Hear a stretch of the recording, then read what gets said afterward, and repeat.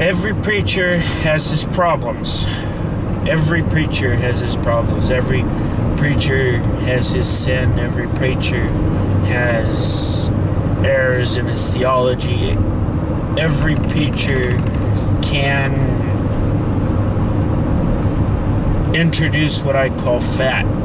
You know, high-calorie stuff that might taste good, but is of no eternal worth into his sermons.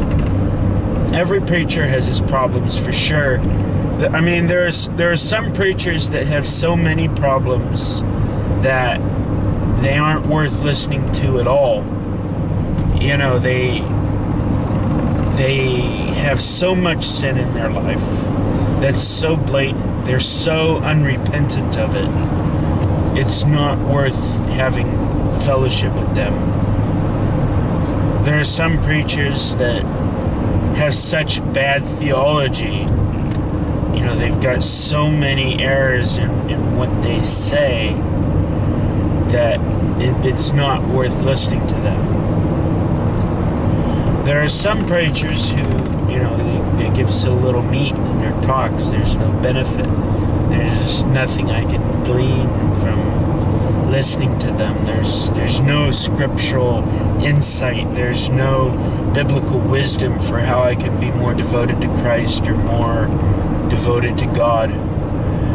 And we need to be careful to stay away from those preachers. But no matter how holy, no matter how righteous, no matter how well educated, no matter how keen of insight a preacher may have, every preacher, just by virtue of the fact that they're still alive, is going to have their problems. You know, no matter how much I try to be sinless, I can't be. I won't be until I die and I'm brought into the presence of Christ. Every preacher's going to have their problems. You know, when I started my ministry at Joy Church, the first things that I said to the congregation is, I'm a sinner, and you're going to have your problems with me. And some of you aren't going to want to stick around. You know, and then I went on to talk about some of the good things that I was there for. I forget exactly what I said, but I remember the look of shock on the eyes of everybody when I announced as my first sermon and my first words, I am a sinner.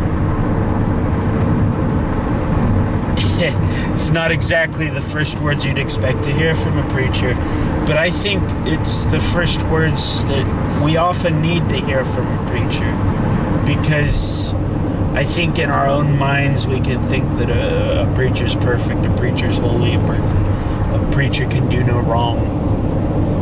You know, sometimes we can carry over that image of sainthood that we expect that perfection. It's just not true.